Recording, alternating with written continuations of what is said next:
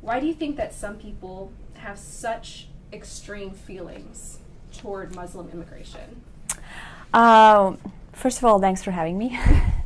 Well, that's a really big, question because you're asking about people. So I guess you're referring mostly to the U.S. population.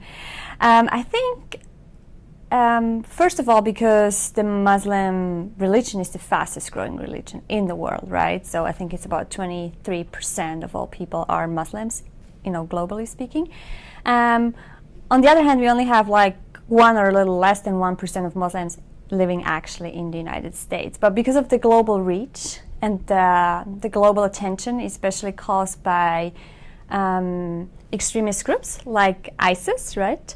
Mostly operating in the Middle East. And then we have Boko Haram operating under the same idea of building an Islamic State.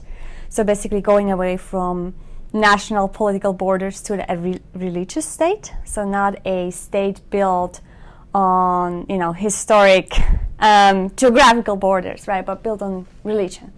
And it has a lot to do with the whole history, the way countries were built in, for example, Africa, that, a lot of religious groups were basically live in the same country, and that caused a lot of civil wars there as well. Just thinking about Nigeria, and, we have majorities of Muslims and Christians basically in the same country.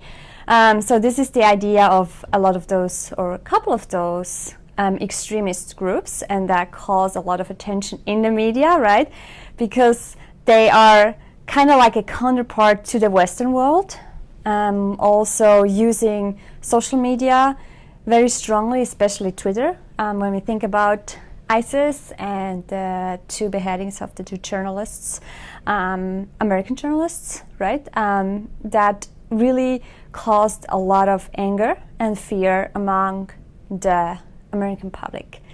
Now, I also think we have to kind of differentiate between the people in the US, because when we look at some surveys, I believe, and you can look this up again, some Pew surveys show that, that the tendency to dislike Muslims is actually larger among older people in the US than younger people. So I think that younger generations could be a force of change there. There's also a gap between Republicans and Democrats in how they perceive Muslims. We know that Republicans have greater fears of Muslim populations than, for example, Democrats. When we look at religious group, there is also a difference between white evangelicals compared to, for example, black Protestants. So we know that white evangelicals have higher fears or less warm feelings toward Muslim groups than black Protestants.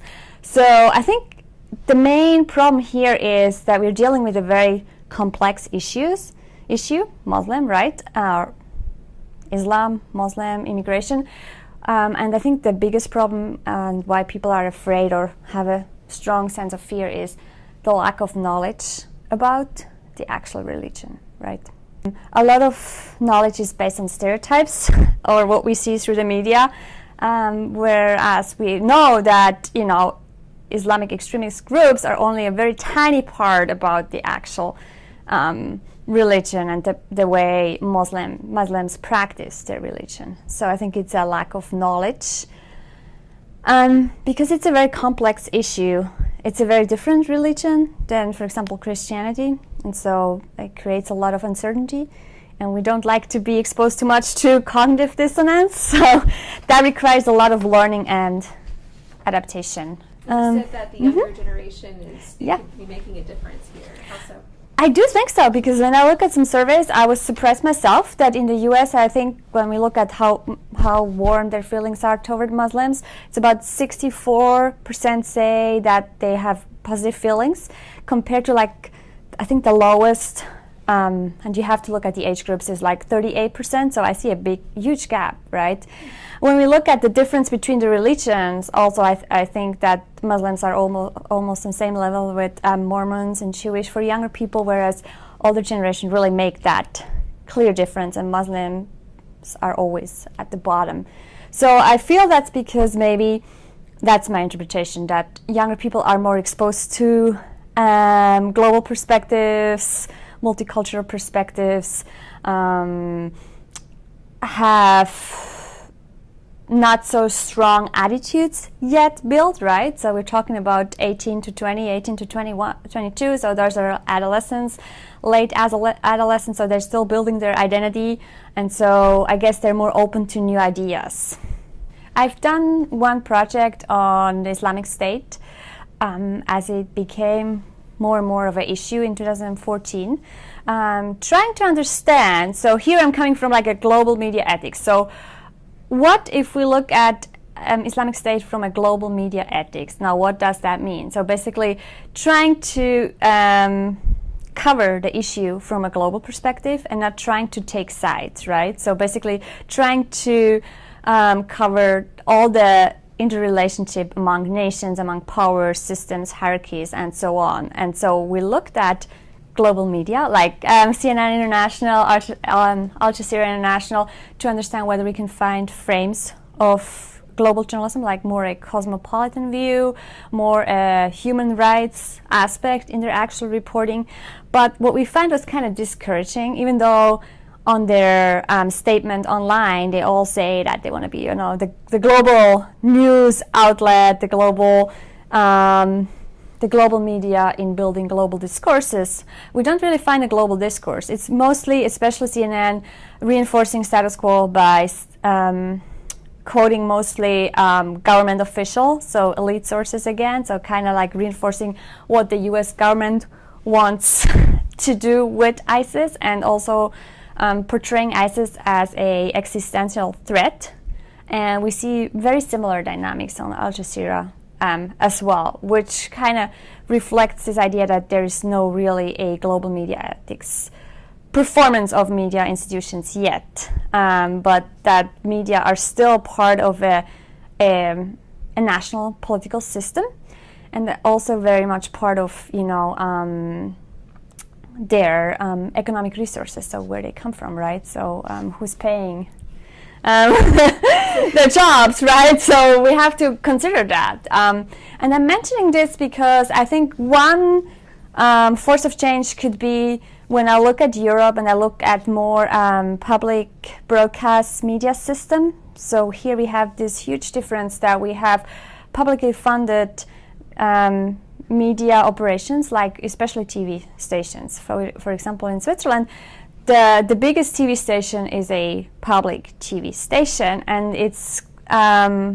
partially funded through what people would refer to maybe tax money, or just, you know, like something that we pay every year, so that the media can provide this integrated function of not just responding to the market, but actually to the culture. I think it provides a more multi-perspectival viewpoint of what is going on, right? So because you are not under the pressure of making money, but actually you're thinking more about what does the public need to make informed decisions. And so people have more trust because they have a say, and they can also, there's an ombudsman, and they can, you know, report misdoing by the public TV, and they identify very much with that. I think it's hard to see the silent majority, right?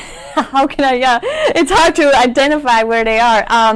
I can tell you this about the gray area in Switzerland. I think so, yes. It doesn't provide that pressure that they have to have a scoop or, you know, a big story, a big scandal. So, for example, when you look at refugee coverage, we see more stories that actually, you know, just provide stories about refugees, how they are being integrated into society, and showing more the positive side, not just, you know, that, you know, they lost everything and they're desperate and they're criminals. So, very different discourse. I think what's concerning is, you know, that they don't really tell the full story, which leads to stereotyping. So, for example, just talking about numbers, criminals, right? The way they are being framed, the way they're being portrayed. I mean, we see the same with Hispanics, right? They're usually victims, lower income. So we have this idea in our head that, you know, they are not as good as we are, right? When I'm talking about social structures in society.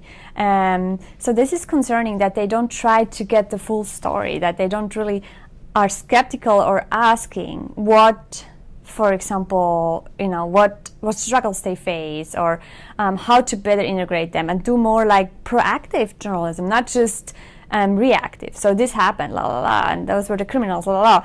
But also doing more like proactive. So what can we actually do, right, to make a change?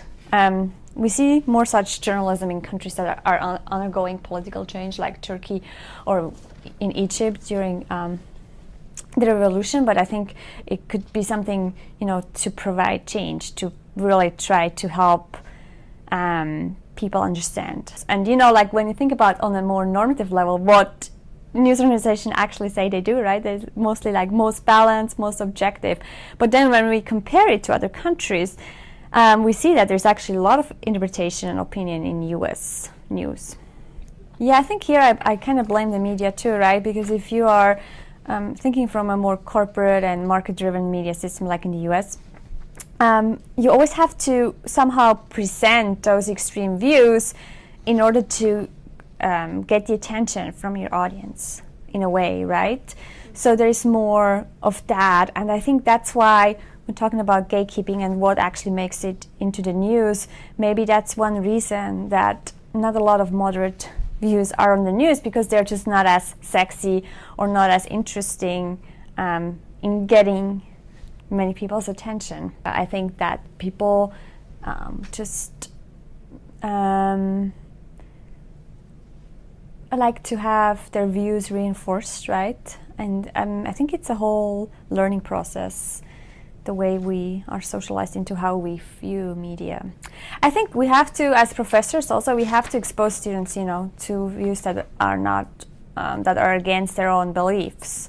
And that's very difficult. So I think also as professors or any type of people that have some type of authority, and I'm talking about media too, of course, we'll need to do a better job, in representing moderate perspectives, so that we can have a middleman who can somehow lead a dialogue between both sides. Because if there's no gray area, basically how do we communicate, right? It's easier to agree than to disagree, because you don't want to disappoint someone, or you want to be accepted, right? So it's really difficult sometimes to disagree and have a good argument in how you disagree, and then not to be put in the other side, right? So someone once told me, if I don't say that Trump is racist, then I'm basically for Trump. So that's a very easy way to basically see how people actually reinforcing the polarization. I think taking the topic away from the person, like not always talking about Trump, but actually talking about issues. And again, this becomes much more complicated, right? Because we actually have to have knowledge of those issues. But maybe depersonalizing it can definitely help. Like really talking about issues, take them away from politicians. I think that could help. Yeah, so I think we need more platforms where we have different views and actually accept diversity of viewpoints as something, good for democracy. I've seen that in research that, close-ups have a stronger emotional appeal. So I'm thinking that those personal stories can really impact how people perceive those groups. I don't know whether it's only attitude or also behavior, so that's a big problem too, right? The more young people can, work on those, like, even tiny projects for integration, I think that could be very powerful to have more people maybe speak up. Especially students, I think they would really like that idea, because they're struggling themselves in how they should talk to, other students that maybe not have the same political views that they have. I think it's just very important that we can somehow talk about the issues again, or talk more about the actual issues, because they really matter to our lives, right? So we're talking about tuition increases, we're talking about the Affordable Care Act, we're talking about education, we're talking about those things that are really important to our lives, that matter more than whether Trump takes mini aspirin every day, right? So I think once we kind of get out of that noise, hopefully we can also have a better middle ground, I think, because we just need to accept that reality is much more complex than we wish it is.